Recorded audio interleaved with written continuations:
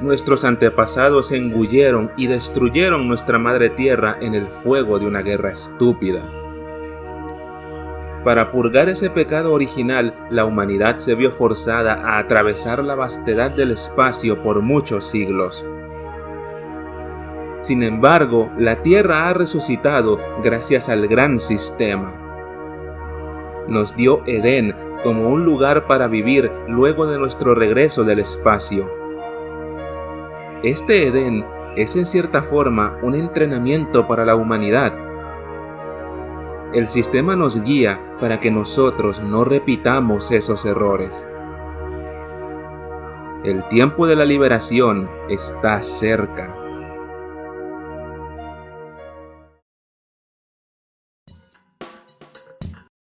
Empezar este video corrigiendo un error del video anterior es algo incómodo. Pero bueno, como dicen, al mal paso darle prisa. Dije que estas ovas fueron dirigidas por Noboru Ishiguro, y eso es un error, y al mismo tiempo no lo es.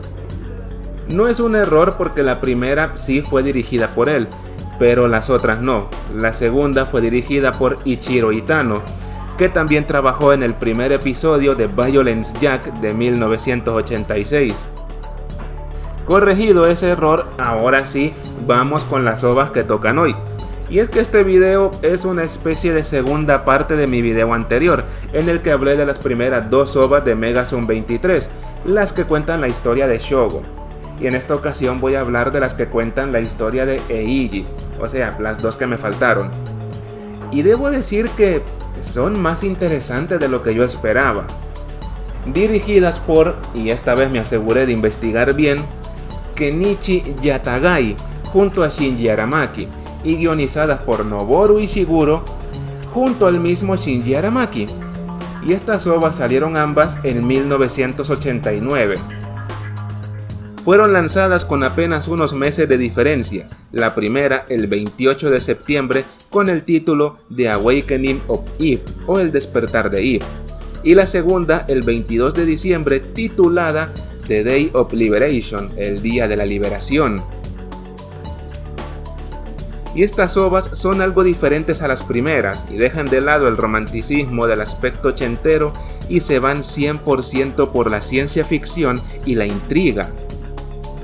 Al inicio de mi video anterior ya di el contexto de esta serie de ovas, pero en resumen son 4 entregas que cuentan 2 historias de ciencia ficción. Las primeras 2 que son la historia de Shogo y las otras 2 que tocan hoy que cuentan la historia de Eiji varios siglos después de lo que ocurre con Shogo. Así que sin más palabrería, hablemos de una serie de ovas. Hablemos de Megazone 23, parte 3, capítulos 1 y 2.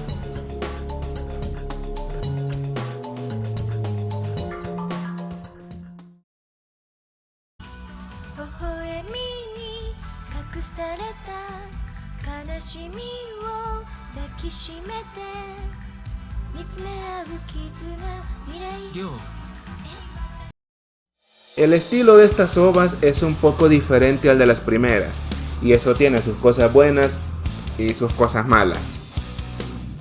Cuentan la historia de Eiji, un ex hacker que gracias a sus habilidades lo llaman a unirse a la EX, una especie de organización de seguridad de su ciudad, Edén. Pero pronto descubre que su destino es ser algo más que un simple agente.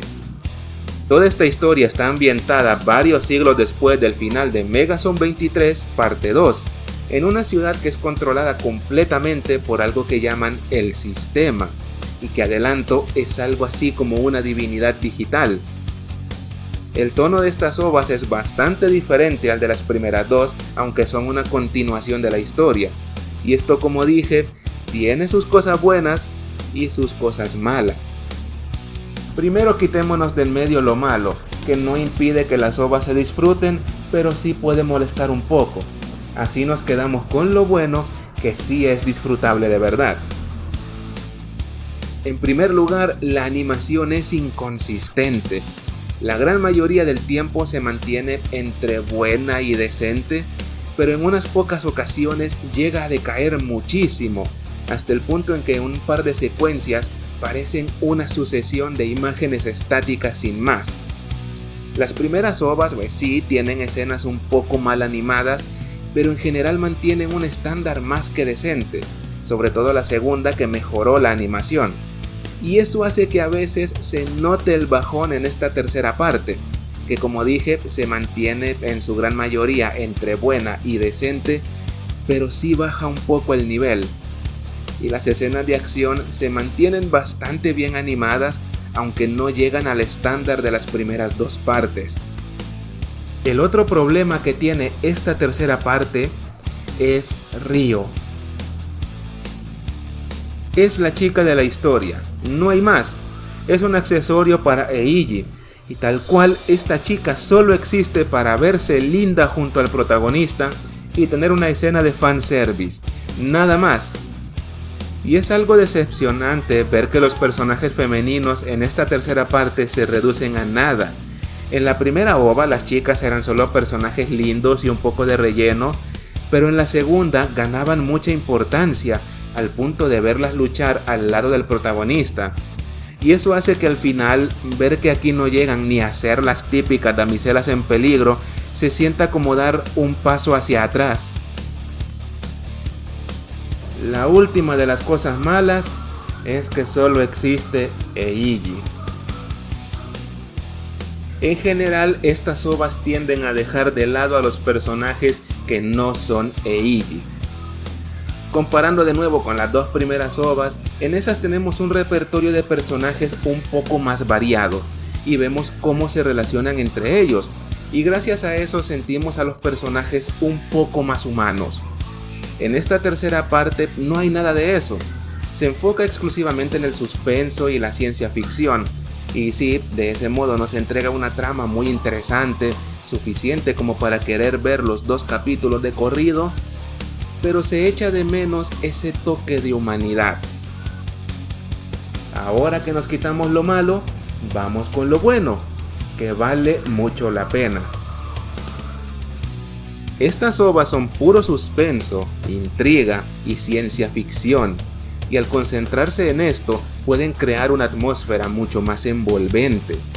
Sacrifican un poco a los personajes en el sentido de no darles mucho desarrollo como tal, pero a cambio nos dan una trama más trabajada, con más detalles que nos hacen sentir que la ciudad Eden tiene algo que no está bien. Hay algo en esa ciudad que perturba, y gracias a cómo se manejan las ovas nos permiten tener esa sensación más presente. Como se concentran en el suspenso, logran construir una atmósfera mucho más atrapante. El encanto de estas ovas está en su historia, que sigue manteniéndose simple, pero es extremadamente disfrutable porque es una historia que sabe mantener un equilibrio. Están cargadas de un simbolismo religioso que no es demasiado explícito, pero se nota y aporta mucho a la historia, dándole un toque de profundidad. Y la verdad se agradece que este simbolismo sea un poco más sutil porque así ayuda a la atmósfera de la misma historia, enriqueciéndola y dándole sustancia, pero sin llegar a ser pretenciosa. Y estas ovas saben lo que son, una historia de intriga, suspenso y ciencia ficción, y meten algunos simbolismos, pero no pretenden convertirse en un ensayo filosófico, o al menos no del todo. Esta parte de la historia profundiza más en lo cyberpunk. No olvidemos que el género cyberpunk se refiere a la ciencia ficción con sociedades distópicas, y estas ovas, dentro de su sutileza, nos meten en una distopía disfrazada como un paraíso. Esta sociedad tiene todo el aspecto futurista que queramos, pero eso es solo una fachada, cosa que se nos hace evidente gracias a los detalles que las ovas nos ponen delante, pero de forma algo disimulada. Y esta sutileza es lo que la hace envolvente, porque nos hace parte del engaño de la ciudad.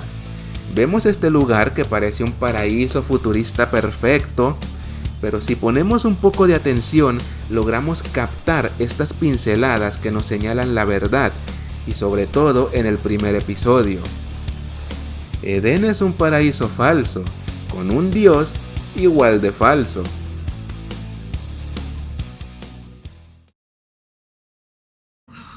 こんな無駄な戦い。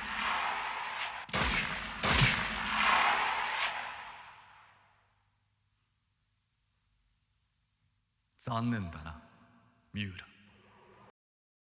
La ciudad es una especie de dictadura religiosa, pero sin serlo realmente. Me explico, toda la ciudad es gobernada por algo que llaman el sistema, que realmente es como una supercomputadora, pero que lo tratan como a una especie de dios. No le atribuyen características divinas como tal, no es algo milagroso, pero sí lo rodean de una aura divina. Explicar este aspecto de la trama es complicado, pero vamos a intentarlo. La cosa es que estas ovas te muestran toda una simbología religiosa, pero sin mostrarla como tal. O sea, no esperes ver crucifijos ni cosas así, sino que la simbología que muestra es más ideológica.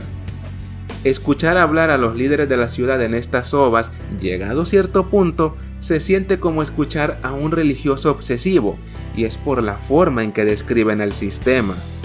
Lo ponen como una deidad, y esto se nota en el discurso del inicio del capítulo 2, que al comienzo de este video narré una parte de ese discurso. Ese mensaje es como una especie de profecía bíblica, y es que todo en torno al sistema en estas ovas está cargado de una visión divinizada de ese mismo sistema.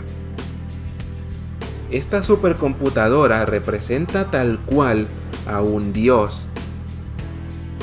Este sistema nos lo ponen como algo que lo ve todo y lo sabe todo, además de ser el único medio por el que la humanidad puede liberarse del confinamiento de la ciudad.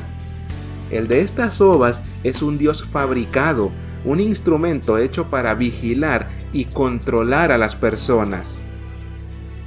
Algo interesante de esta supercomputadora divinizada es que representa la degeneración de una idea. En las ovas nos dejan claro que este sistema originalmente debía ser algo que ayudara a la humanidad a ser libre, pero en un momento algo salió mal. El sistema, como algo que debería liberar a la humanidad, termina siendo usado para mantenerla aprisionada en un supuesto paraíso, que no es más que una ciudad llena de represión y sumisión disfrazada de orden y equilibrio. Y en cierta forma representa la pérdida de la libertad de la humanidad a cambio de la sensación de seguridad. Los líderes de la ciudad toman este sistema que originalmente debía servir a los ciudadanos y lo degeneran usándolo con el objetivo de controlarlos. Y al mismo tiempo los ciudadanos se dejan controlar porque de esta forma se sienten seguros.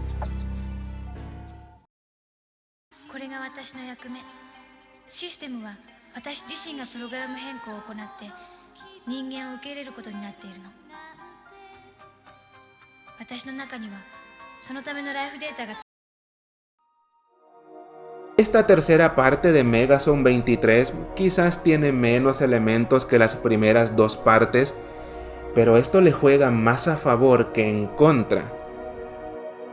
Llega a perder algunas de las características que les daban encanto a las primeras dos partes, como el aspecto más retro ochentero, pero a cambio tiene sus propias características que le dan una personalidad propia.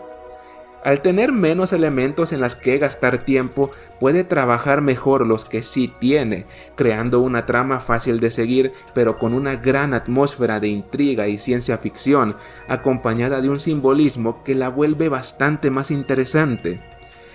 Es una historia que, a pesar de los defectos que tiene, cumple muy bien con ser entretenida. Tiene su toque de profundidad con el trasfondo religioso que le mete, y es una cosa que no llega a ser pretenciosa y se mantiene como un elemento agradable. Los personajes secundarios brillan por su ausencia y los protagonistas casi no tienen desarrollo como tal, pero en su lugar nos dan una trama de suspenso bien desarrollada, con un ritmo que nos hace mantener el interés y evita que se vuelva pesada. Aunque son una continuación de las primeras dos partes, tienen su propio estilo y encanto, y aun con los defectos que tienen, valen muchísimo la pena, y las virtudes de su ambientación y su historia compensan muy bien esos defectos. Megazone 23 parte 3 da un buen cierre a la historia de estas 4 ovas, y sí, los personajes y la animación dejan un poco que desear, pero en general es muy buena y se puede ver en un rato libre. Así que Megazone 23 parte 3, sí, no es perfecta, pero es muy disfrutable, y verla deja con un buen sabor de boca.